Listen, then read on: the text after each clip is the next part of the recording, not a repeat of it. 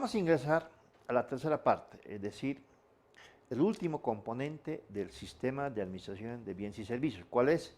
El subsistema de disposición de bienes. ¿Y qué es el subsistema de disposición de bienes? El concepto señala que es un conjunto interrelacionado de principios, elementos administrativos, elementos jurídicos y técnicos. Regulan el destino de los bienes de uso institucional cuando estos no son ni serán utilizados por las entidades. Tiene objetivos ya establecidos en la norma, en este caso. El objetivo del subsistema de disposición es recuperar total o parcialmente la inversión. Significa que se podría aplicar una disposición a través de remates, ¿sí?, y tratar de recuperar parcialmente la inversión realizada en los bienes, como ser vehículos y otros. Otro objetivo es evitar gastos innecesarios de almacenamiento o custodia. Significa que la entidad tiene que disponer y tiene que programar esta disposición conforme, ¿sí?, a la cantidad de bienes que están almacenados en sus almacenes generales o en sus galpones, depende, ¿sí? Y la entidad tiene que evitar estos costos, que significa el almacenamiento. Evitar la contaminación ambiental. Algunos bienes de uso pueden ser contaminantes, por tanto, este subsistema señala que se tiene que disponer para evitar la contaminación ambiental. Y finalmente, evitar la acumulación de bienes por uso y por tiempo indefinido. Es decir, cada entidad tiene que analizar aquellos bienes que están acumulados por tiempo indefinido y aplicar el subsistema de disposición. De la misma manera que en el subsistema anterior de manejo, en disposición de bienes interviene la MAE como principal responsable. Es decir, la MAE es responsable por la disposición de bienes. Por otra parte, el máximo ejecutivo de la unidad administrativa, el DAF de cada entidad, ¿sí?, más los servidores públicos asumen responsabilidad por la disposición de bienes. Otro actor importante es unidad jurídica. En todos los procesos de disposición interviene la unidad jurídica o el asesor legal respecto a la disposición, el procedimiento, la elaboración de convenios y contratos.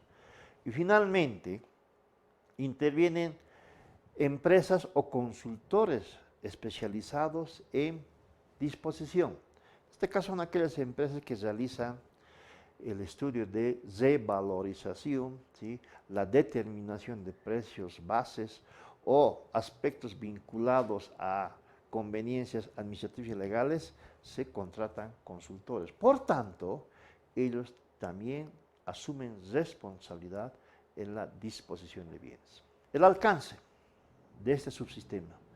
Solamente se aplica la disposición de bienes a los de uso institucional, es decir, que es de propiedad de las entidades públicas. También existen excepciones en materia de disposición de bienes. No se aplica la disposición de bienes a los bienes de dominio público, es decir, aquellos bienes de uso irrestricto, como ser plazas, parques y otros. No se aplica el subsistema de disposición de bienes para aquellos bienes de dominio público y patrimonio institucional, que está regulado por ley, ¿sí?, bienes en salud, educación, etc. No se puede disponer.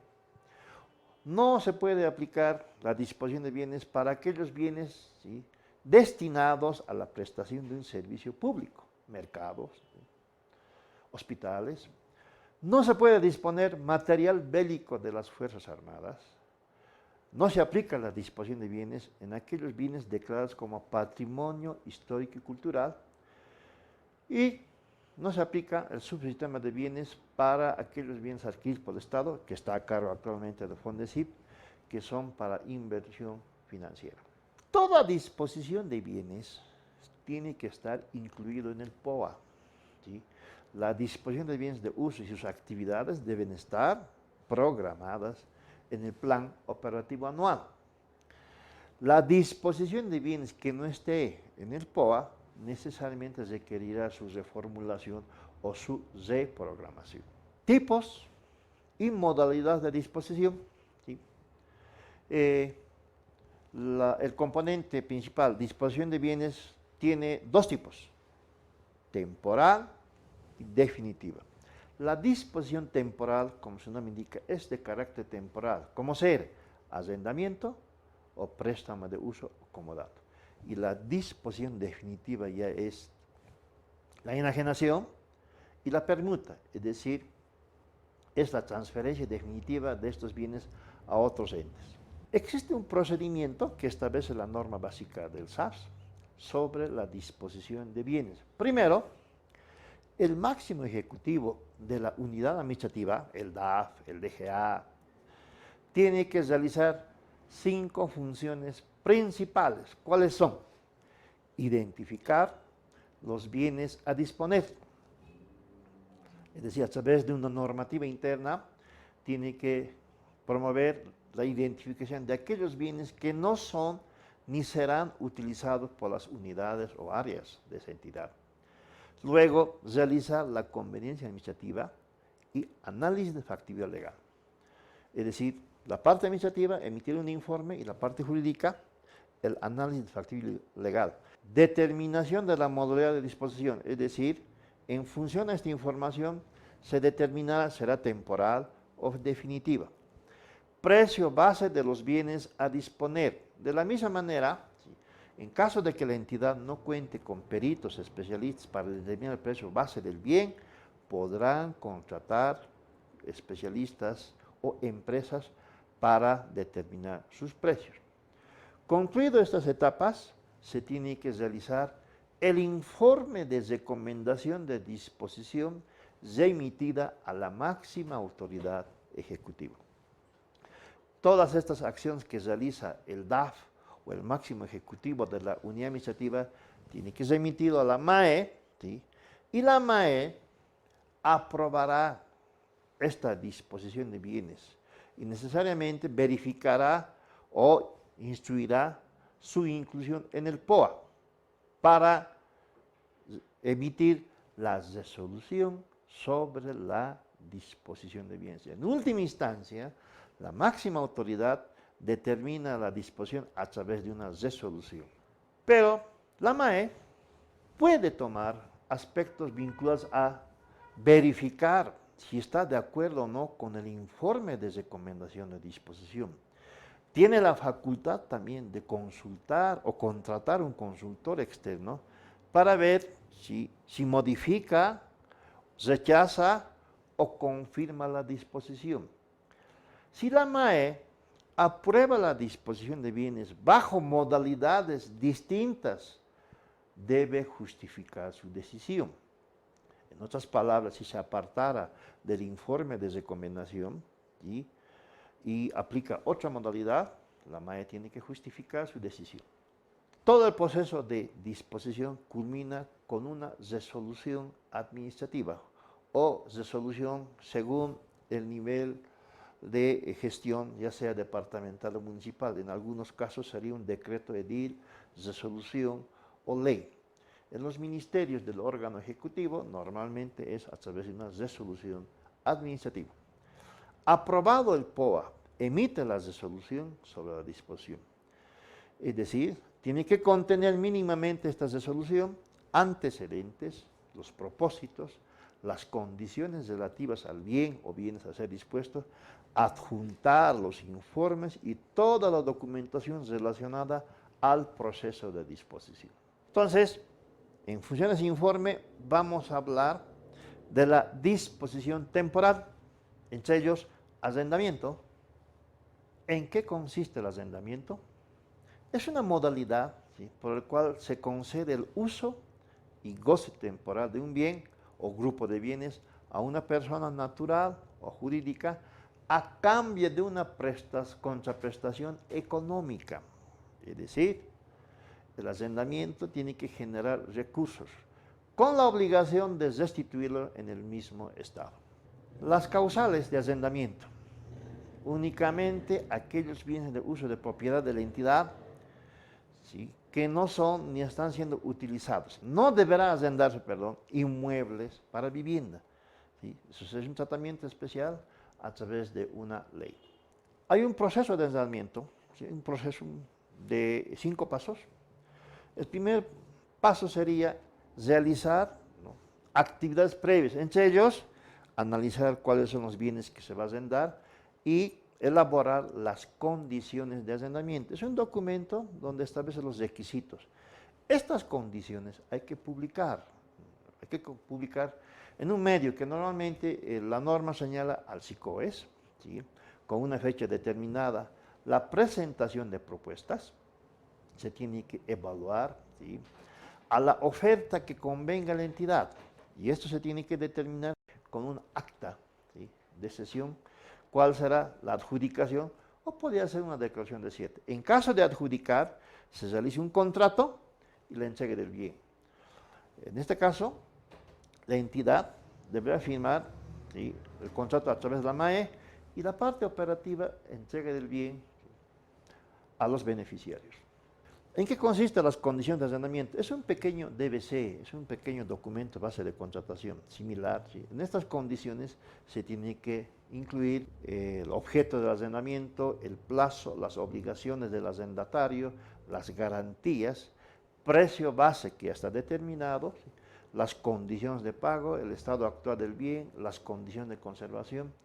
Una copia será entregada a todos los interesados que pretenda aplicar el arrendamiento. La convocatoria, ¿sí?, tenemos que convocar en el SICOES explicando la descripción del bien, la dirección, donde puedan verse los bienes, la dirección y fecha, ¿sí?, recabar las condiciones de arrendamiento, el monto y plazo de garantía de seriedad de propuesta, dirección y horario de consultas, fecha, hora y lugar de presentación y apertura de propuestas.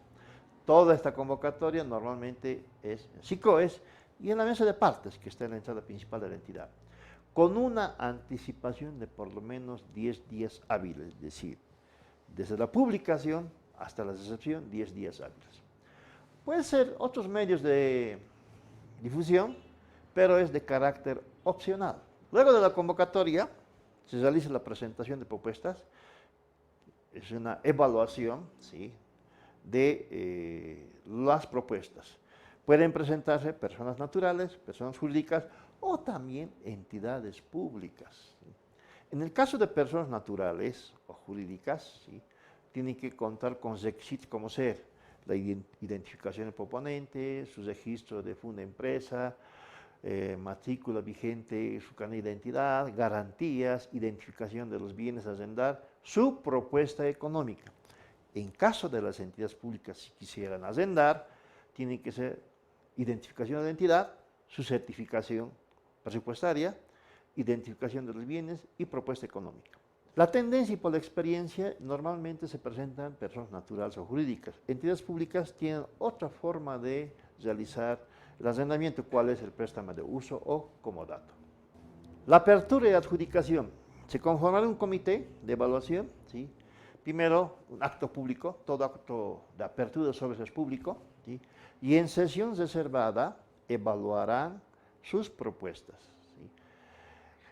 Se adjudicará a la mejor propuesta, ¿sí? Puede ser una verificación de sus documentos, el cumple y la oferta económica. Luego de la apertura viene ya la suscripción del contrato y entrega del bien. ¿Qué consiste? ¿Sí? Primero, se realiza un contrato por la unión jurídica, tiene que firmar el contrato la MAE y el arrendatario. Y la entrega del bien lo tiene que dejar la parte operativa, será el DAF y los encargados operativos, ¿sí?, detallando la relación física de los bienes, la cantidad y valor de los bienes arrendados. Ese es el procedimiento que se realizó en arrendamiento.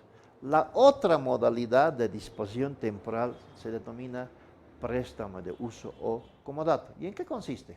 Primero, el préstamo de uso o comodato, ¿sí?, es el derecho del uso de un bien o grupo de bienes de forma gratuita, es decir, a requerimiento de otra entidad pública, con la obligación de restituirlos en las mismas condiciones, cumplidos el término y plazo.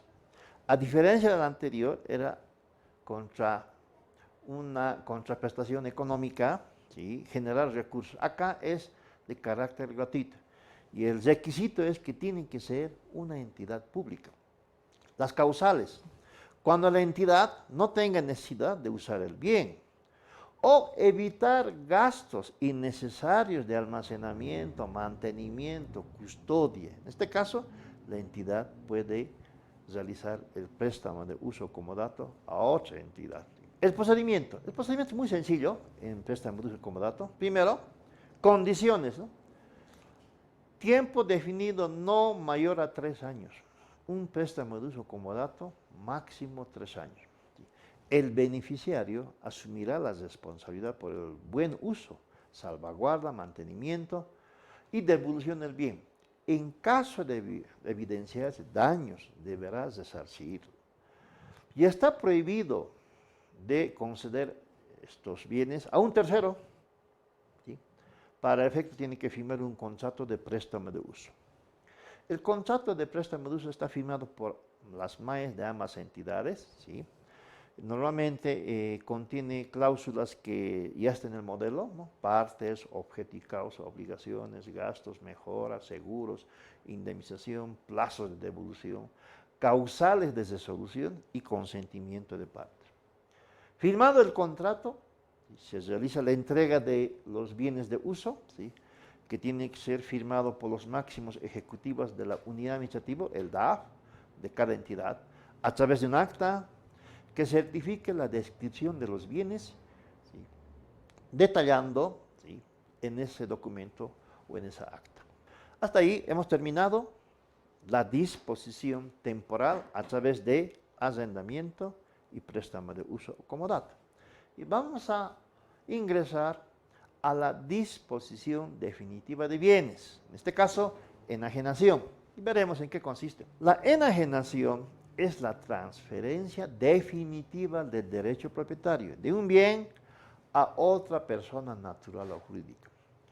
Causales, cuando el bien es innecesario para el cumplimiento de las funciones de la entidad o no esté previsto su uso en el futuro, es decir, que no será utilizado estos bienes, por tanto se aplicará la enajenación. Hay que tomar nota que la enajenación de bienes inmuebles, terrenos, edificaciones, etc., se tiene que aplicar conforme expresa la Constitución Política del Estado, es decir, a través de una ley. Las formas de enajenación. Primero, a título gratuito y a título oneroso. A título gratuito significa que la entidad puede transferir, ¿sí?, de manera gratuita, ¿sí?, los bienes a otras entidades públicas. Y la norma establece que estas otras entidades públicas preferentemente tienen que ser gobiernos municipales categorías A y B, es decir, aquellos municipios de provincia cuya cantidad de habitantes no sobrepasa los 5.000 hasta 15.000 habitantes. Otra forma de enajenar de manera gratuita es la donación, es decir, transferir a aquellas entidades que tienen fines de carácter educativo, ¿sí?, social o salud, que esté relacionado, ¿sí?, entidades sin fines de lucro. A ellos se les puede aplicar una donación gratuita. La otra forma de enajenación es a título oneroso, es decir, generar recursos, en este caso, entre entidades públicas, puede ser también remate, ¿sí?, remate, puja abierta o concurso de propuestas. Veremos en qué consiste título gratuito. Es la enajenación, ¿sí?, de aquellos bienes que no son ni serán utilizados a las entidades, ¿sí?, en este caso, municipios de provincia, categorías A y B. La norma modificó este último capítulo en el artículo 210, ¿sí? La anterior norma decía aquellas entidades que tengan índices elevados de pobreza, y con la modificación última del año 2014 señala que la enajenación a título gratuito será preferentemente a entidades públicas pequeñas como son los gobiernos municipales. Esta cesión, será de dos formas, ¿sí? También la donación. La causal, cuando los bienes no sean utilizados por la entidad y su venta no sea factible. Es decir, tiene que haber un informe que sustente que estos bienes no son objeto de venta y que necesariamente hay que realizar una enajenación a título gratuito a través de un informe técnico y legal. El procedimiento de transferencia gratuita de bienes. Primero, cuando hablamos transferencia gratuita de bienes entre entidades públicas, preferentemente gobiernos municipales categorías A y B. Categoría A significa aquel municipio que cuenta con 5.000 habitantes y categoría B, municipios con 15.000 habitantes. Preferentemente. La donación necesariamente tiene que ser instituciones o asociaciones sin fines de lucro, ¿sí? Vinculados a salud y o educación. Y el procedimiento es analizar y decidir la transferencia gratuita y o donación que tiene que estar aprobada en el POA, se suscribe el contrato y el convenio y la entrega de los bienes. La otra forma de disposición definitiva es enajenación a título gratuito. ¿Y en qué consiste? Primero, la enajenación a título gratuito es la transferencia definitiva del derecho propietario de un bien a cambio de una contraprestación económica, que puede ser transferencia onerosa entre entidades públicas o remate. Causales, cuando se determina que ese bien es innecesario y es posible recuperar total o parcialmente la inversión efectuada, ¿no? Que podría ser a través de un remate o transferencia onerosa entre entidades públicas. Es decir, procede cuando el adjudicatario necesariamente es una entidad pública. Pero normalmente en esta forma aplican el remate, es decir, la venta de bienes a terceros en acto público, que pueden ser de dos formas, puja abierta o concurso de propuestas. El procedimiento para la transferencia a título oneroso.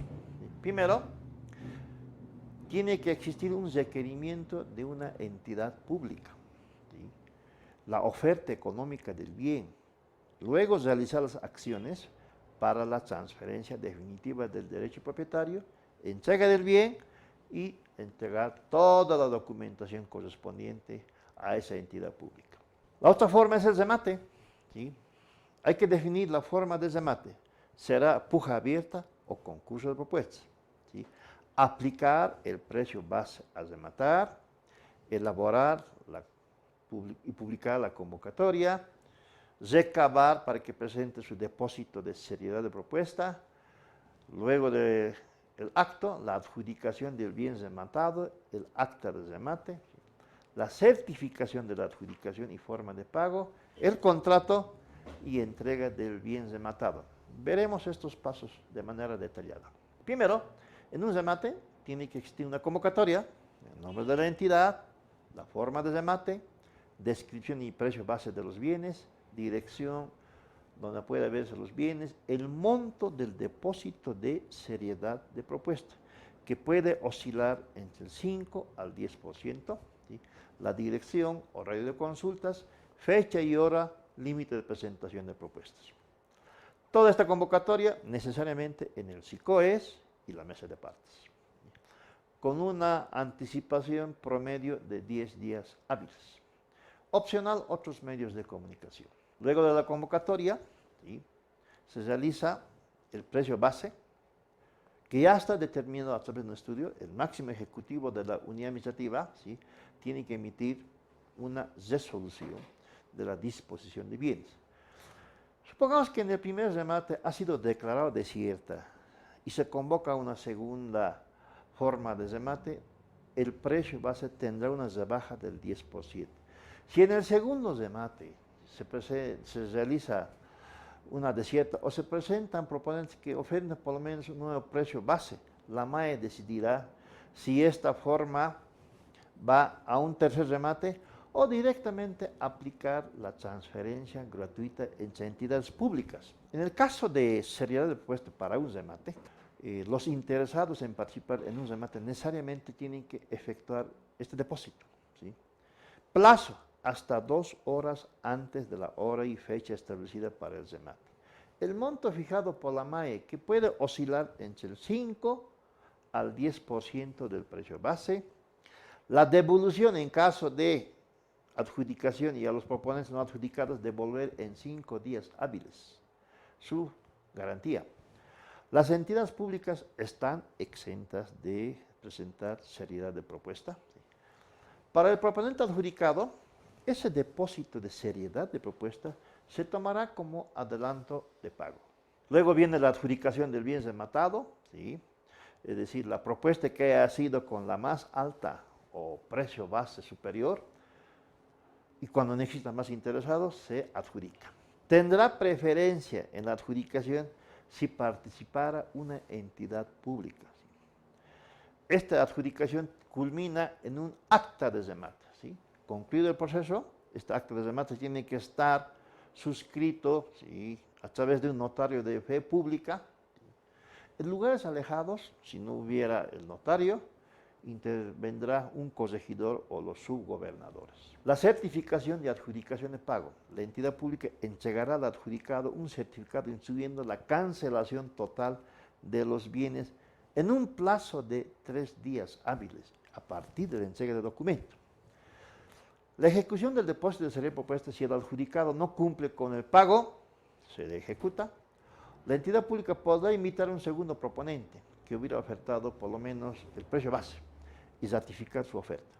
Si existe negativa del segundo proponente, se declara desierto el remate. Cuando se adjudica, necesariamente se elabora el contrato y la entrega del bien. El contrato tiene que estar firmado por la MAE y el adjudicatario. Y la entrega del bien se realiza a través de sus unidades operativas, ¿sí?, activos fijos, y el DAF de cada entidad. Hasta ahí hemos hablado de la disposición definitiva enajenación. Y vamos a culminar con otra forma de disposición definitiva, ¿cuál es? Permuta. ¿Y en qué consiste?